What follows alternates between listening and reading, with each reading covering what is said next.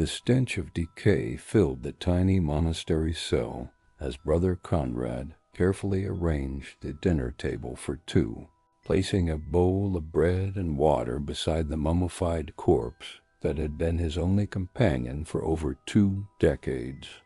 This wasn't some macabre tale from the Dark Ages. This was 18th century Bavaria, and Brother Konrad Schmitt had been living, eating, sleeping, and praying with the decomposing body of his fellow monk, Brother Augustine, for 28 years. Every morning he would dress the corpse, every evening he would undress it for bed, and every meal he would set a place at their shared table, carrying on conversations with a man who had been dead since 1743. This is the shocking true story of religious obsession taken to its most extreme conclusion, revealing how faith can become madness and devotion can transform into the most disturbing form of necrophilia in recorded history. Welcome back to History Grandpa, where we uncover the darkest and most shocking secrets from the past. I'm your host, and today we're diving into one of the most disturbing cases of religious extremism in European history, a story that shows how spiritual devotion can cross the line into psychological horror and create situations that challenge our understanding of both faith and sanity. Picture this. The year is 1743, and the monastery of St. Georgian, nestled in the Bavarian Alps, represents everything that 18th century Catholicism claims to embody. The small community of Benedictine monks has dedicated their lives to prayer, contemplation, and service to God, following ancient traditions that stretch back over 1,000 years. Their days are structured around the 7 canonical hours of prayer. Their meals are simple and frugal, and their cells are sparse chambers designed to focus the mind on spiritual rather than worldly concerns. Into this world of religious discipline and sacred routine, a tragedy is about to unfold that will transform holy devotion into something far more sinister. Brother Konrad Schmitt had arrived at St. Georgen in 1740 as a young man of 23, filled with religious fervor and a burning desire to serve God through monastic life. Born to a prosperous farming family in the nearby village of Oberammergau, Konrad had shown signs of intense religious devotion from an early age, spending hours in prayer and displaying an almost supernatural ability to memorize vast passages of Scripture. His family had initially resisted his desire to enter religious life, hoping he would remain to help manage their substantial holdings, but Konrad's determination was absolute and unwavering. The monastery that welcomed Brother Konrad was typical of Bavarian religious houses of the period, housing approximately 30 monks who lived according to the strict rule of Saint Benedict. The community was largely self-sufficient, maintaining gardens, workshops, and a scriptorium where monks copied religious texts and maintained the monastery's extensive library.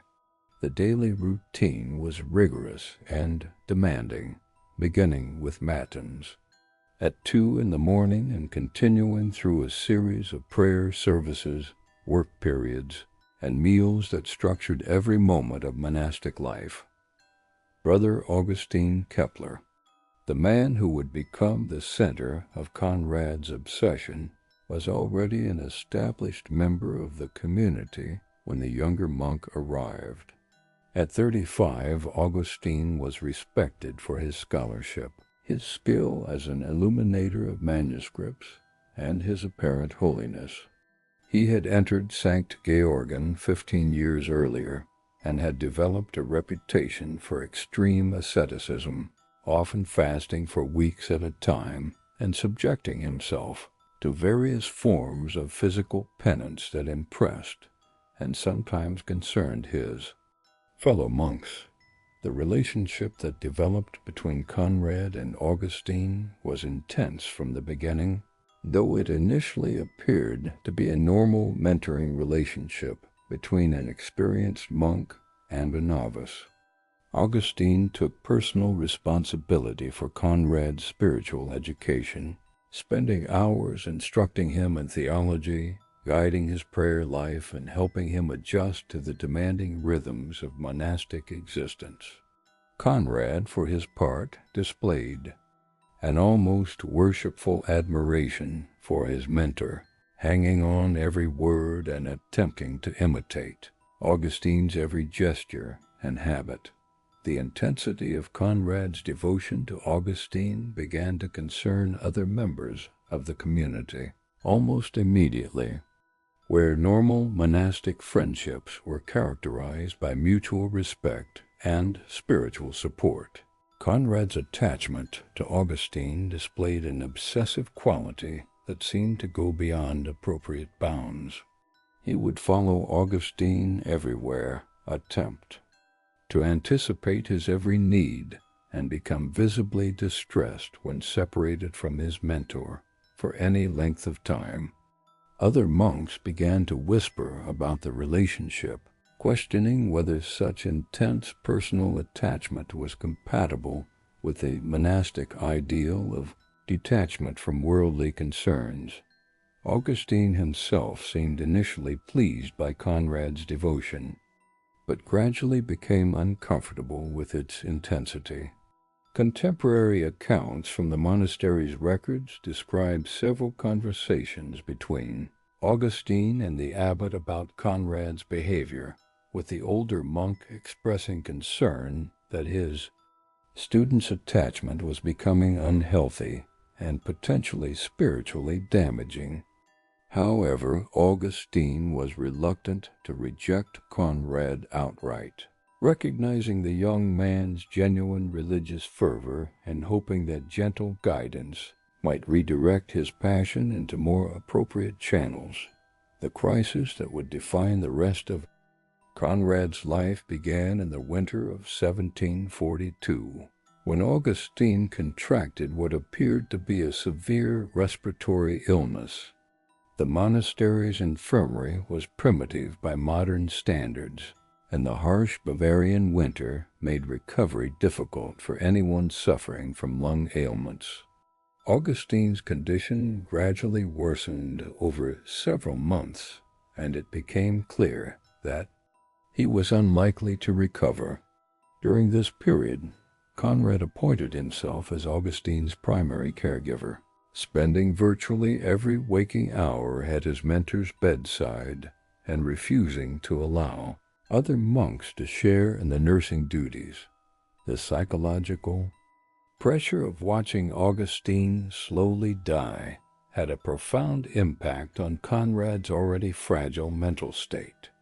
He began experiencing what he described as visions in which Augustine appeared to him as a saint, surrounded by divine light and speaking prophecies about the future of the monastery and the church. These visions convinced Konrad that Augustine was not merely a holy man, but an actual saint whose death would represent a catastrophic loss to the world. He became obsessed with the idea that Augustine's sanctity was so great that his physical body would be preserved from corruption after death, serving as a perpetual reminder of God's power and grace. When Augustine finally died on March 15, 1743, after months of painful illness, Konrad's reaction was immediate and extreme. Rather than accepting his mentor's death as a natural part of God's plan, he became convinced that Augustine had not truly died, but had simply entered a different state of existence in which his physical form remained on earth, while his spirit communed directly with God. This delusion was reinforced by the fact that Augustine's body which had been emaciated by months of illness, appeared relatively peaceful in death and showed no immediate signs of decomposition. The normal procedure at St. Georgen was for deceased monks to be prepared for burial by their brothers and interred in the monastery cemetery within 24 hours of death. However, Konrad successfully convinced the abbot to delay Augustine's burial, arguing that the body should be examined for signs of incorruption that might indicate sainthood. This argument was not entirely unreasonable, as the Catholic Church did recognize bodily incorruption as a potential sign of sanctity, and there were established procedures for investigating such claims. The examination of Augustine's body was conducted by Brother Marcus, the monastery's infirmarian, along with a visiting physician from Munich who happened to be at St. Georgen on other business. Their conclusion was that while Augustine's body showed no unusual signs of preservation, neither did it display immediate evidence of decomposition. This ambiguous finding was exactly what Konrad needed to support his belief that something miraculous was occurring, and he began campaigning for Augustine's body to be preserved pending a formal investigation by church authorities. The abbot's decision to allow Augustine's body to remain unburied while awaiting potential canonization proceedings was influenced by several factors beyond Konrad's passionate arguments. The monastery was struggling financially and faced potential closure due to declining donations and increasing demands from secular authorities. The possibility of housing the remains of a genuine saint could potentially attract pilgrims and donations that might save the community. Additionally, the abbot was genuinely uncertain about the proper course of action and hoped that church authorities would provide clear guidance about how to proceed. That the temporary preservation of Augustine's body quickly became a permanent arrangement. As weeks turned into months without any definitive ruling from higher church authorities, the body was placed in a small chamber adjacent to the main chapel, where it could be visited by community members and any potential pilgrims who might arrive to venerate the possible saint.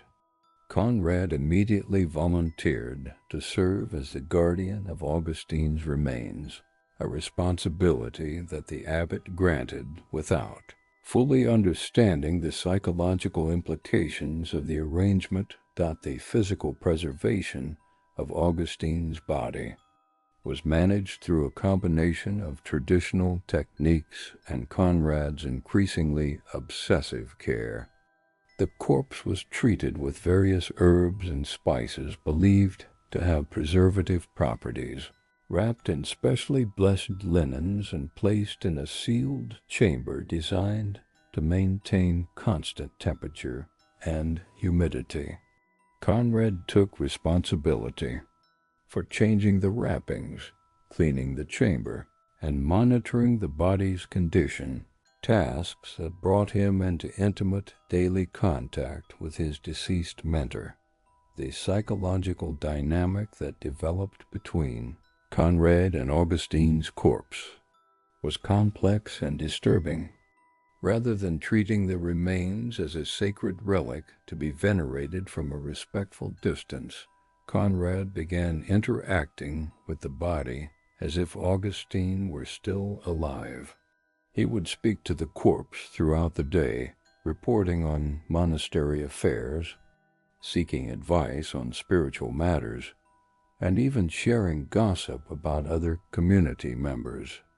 These one-sided conversations gradually evolved into an elaborate fantasy in which Konrad convinced himself that Augustine was responding through subtle signs and supernatural communications. The daily routine that Konrad established for caring for Augustine's body became increasingly elaborate and ritualistic.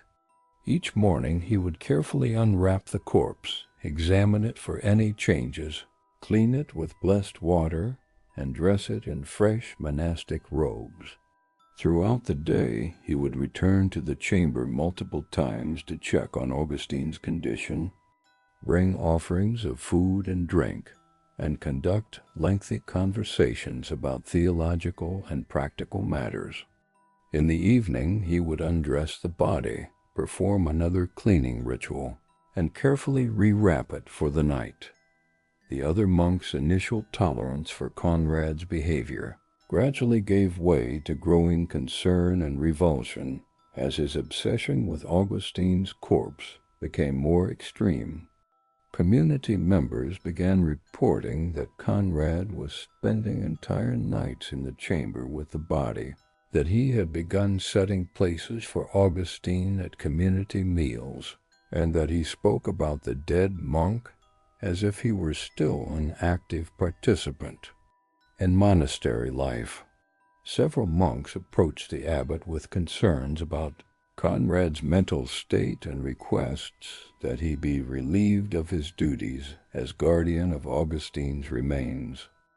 The abbot's response to these concerns was complicated by his own investment in the potential canonization of Augustine and his reluctance to acknowledge that the preservation of the body had been a mistake. He attempted to address the situation by assigning other monks to assist Konrad in his duties, hoping that increased supervision would moderate the younger man's behavior.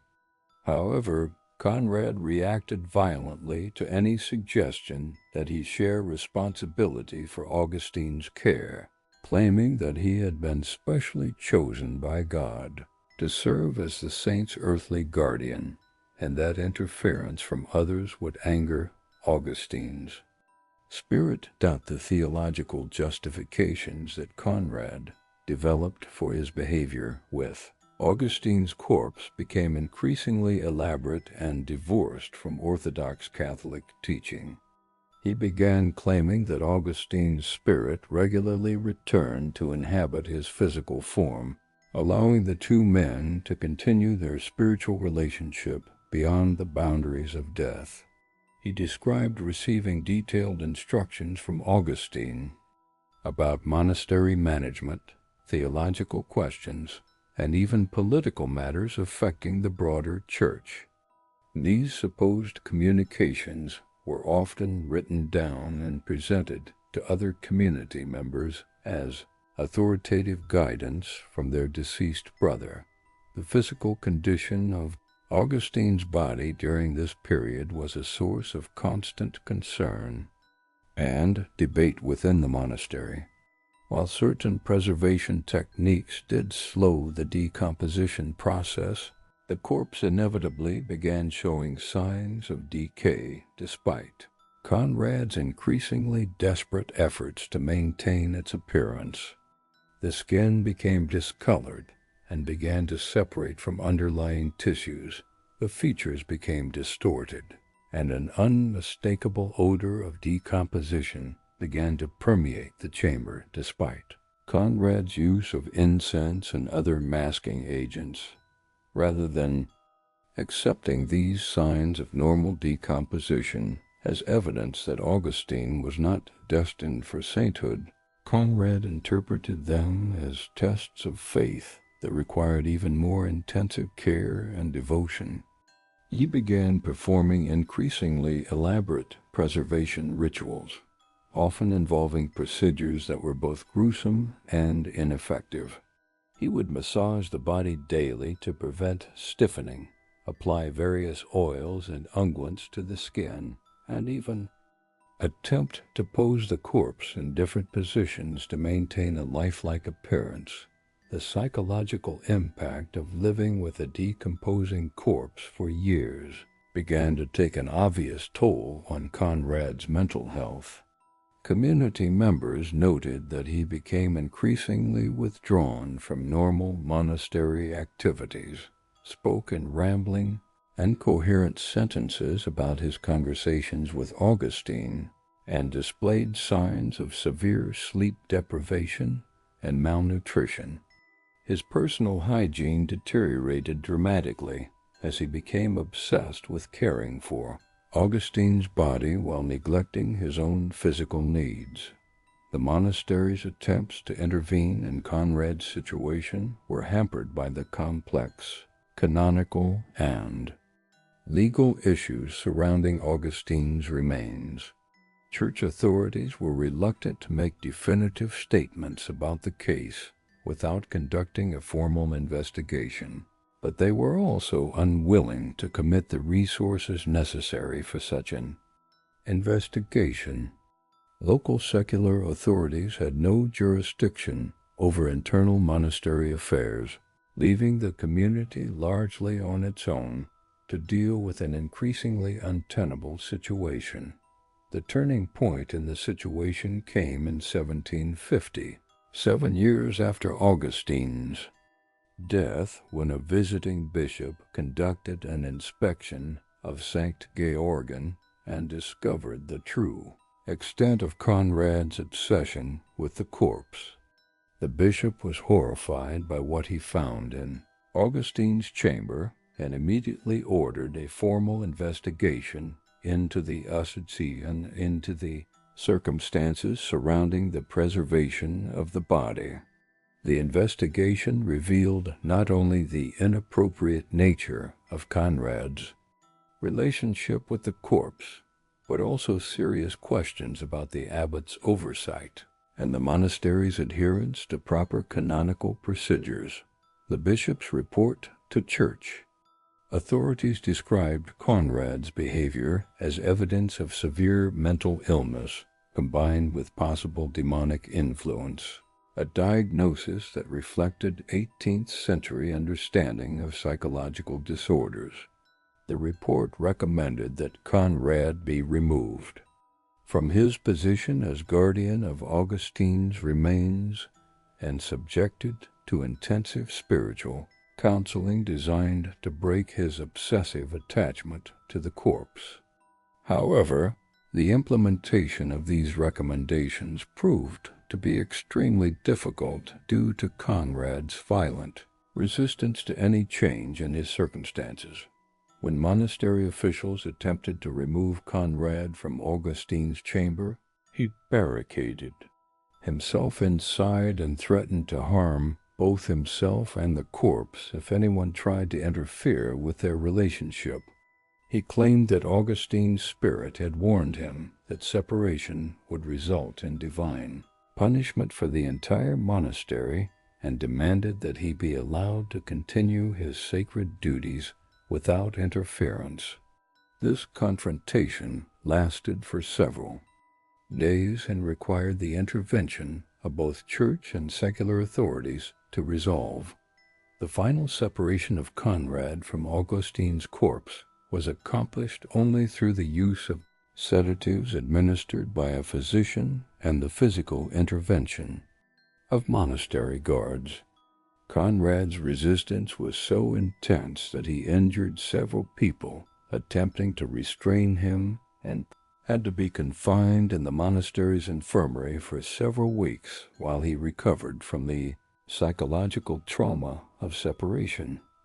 During this period, Augustine's body was finally given a proper burial in the monastery cemetery, ending the 7-year preservation experiment.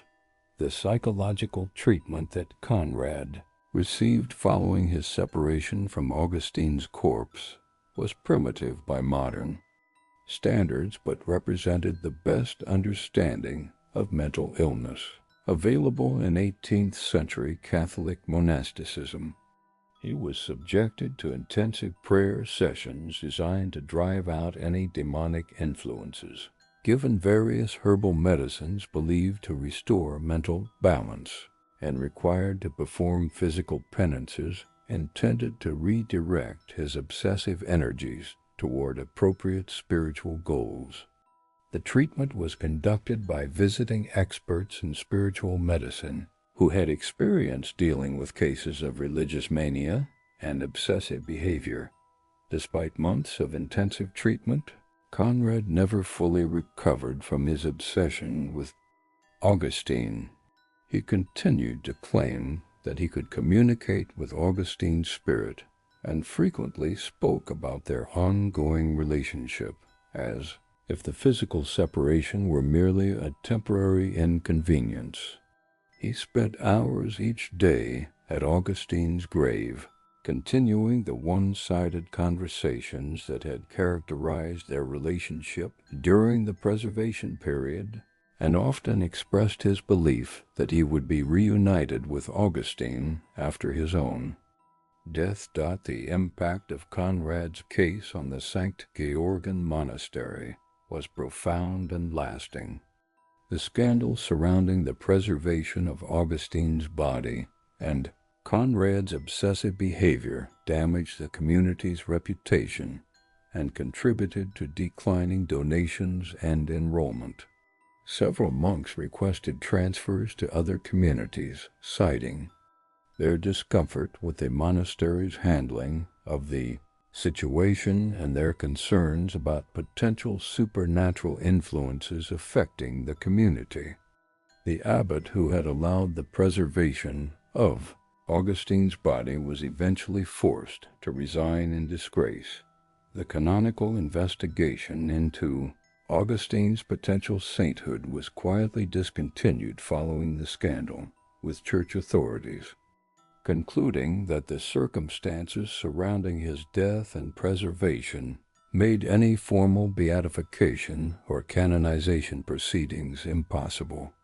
The investigation revealed that Augustine had been a pious monk, but had displayed no miraculous powers or supernatural signs of sanctity that would justify formal recognition by the Church.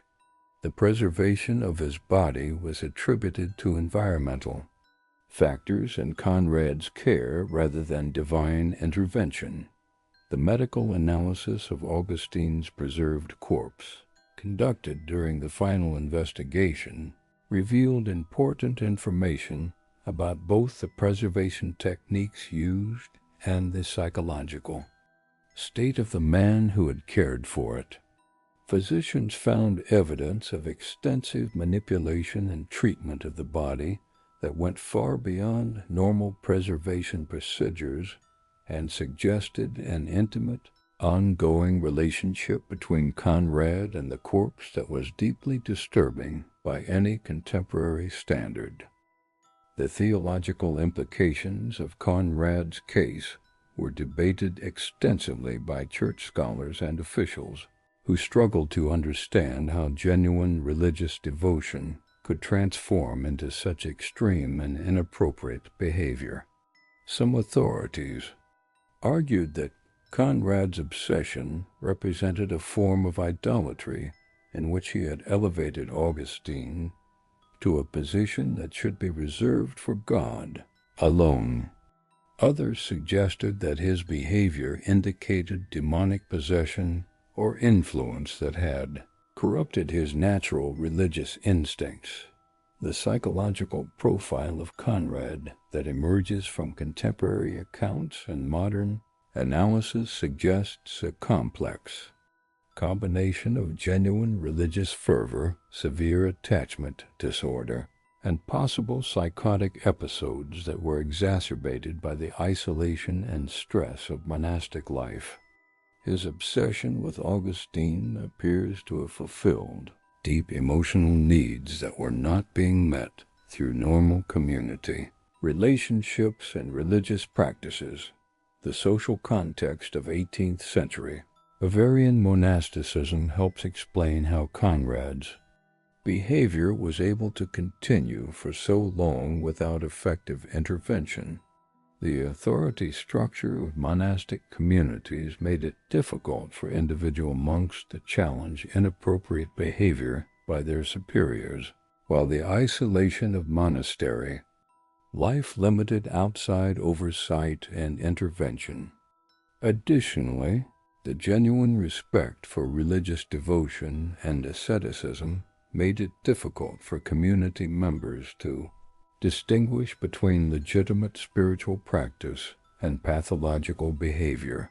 The legacy of Konrad's case influenced church policies regarding the preservation of bodies and the investigation of potential saints for decades afterward. New procedures were implemented requiring more extensive oversight of preservation efforts and more rigorous psychological evaluation of individuals claiming to experience supernatural phenomena. The case became a cautionary tale used in seminary training to illustrate the dangers of uncontrolled religious enthusiasm and the importance of maintaining proper boundaries in spiritual relationships. The documentation of Konrad's case provides historians with unique insights into the intersection of religious practice, mental illness, and community dynamics in 18th century Catholic institutions. The extensive records maintained by monastery officials, visiting investigators, and church authorities create a detailed picture of how religious communities dealt with individuals whose behavior challenged conventional understanding of appropriate devotion and spiritual practice. The comparative analysis of Konrad's case with other instances of extreme religious behavior reveals patterns of obsessive attachment, boundary violation, and community enabling that appear across different cultures and historical periods. Similar cases have been documented in various religious traditions, suggesting that the psychological dynamics underlying Konrad's behavior are not unique to Catholic monasticism but represent broader patterns of human psychology under extreme religious pressure. The modern psychiatric understanding of Konrad's behavior would likely classify it as a form of severe attachment disorder combined with possible psychotic features related to grief and loss. His inability to accept Augustine's death, his elaborate fantasy relationship with the corpse, and his violent resistance to separation all suggest deep psychological disturbance that was exacerbated by the religious and social context of 18th century monastery life.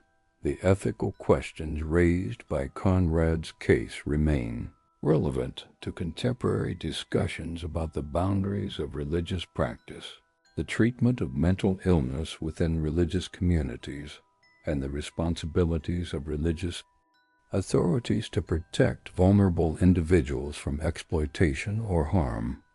The case illustrates how religious institutions can sometimes enable destructive behavior through misguided tolerance or fear of challenging apparent religious devotion. The final years of Konrad's life were marked by continued mental deterioration and increasing isolation from the monastery community. He never fully accepted Augustine's burial and continued to believe that their separation was temporary and that he would eventually be reunited with his beloved mentor. He died in 1771, 28 years after Augustine's death, apparently from complications related to his refusal to eat properly or maintain his physical health. He was buried in the monastery cemetery, though notably not next to Augustine's grave, as he had repeatedly requested. The horrific story of Brother Konrad and his 28-year obsession with Augustine's corpse represents one of the most extreme examples of how religious devotion can cross the line into psychological horror and reveal the dangerous intersection between faith and mental illness. His transformation from a devout young monk into a man who lived, ate, and slept with a decomposing body for nearly 3 decades serves as a chilling reminder that even the most sacred institutions can enable destructive behavior when they fail. to recognize the difference between genuine spirituality and pathological obsession. If you found this disturbing but important historical story as eye-opening as I did, make sure to subscribe to History Grandpa for daily videos that explore the darkest corners of human psychology and religious extremism throughout history. And don't forget to like this video to help us share these crucial stories that remind us why mental health awareness and appropriate boundaries are essential, even within the most devout religious communities. These stories may be difficult to confront, but they're vital for understanding how good intentions can go tragically wrong when we fail to distinguish between healthy devotion and dangerous obsession.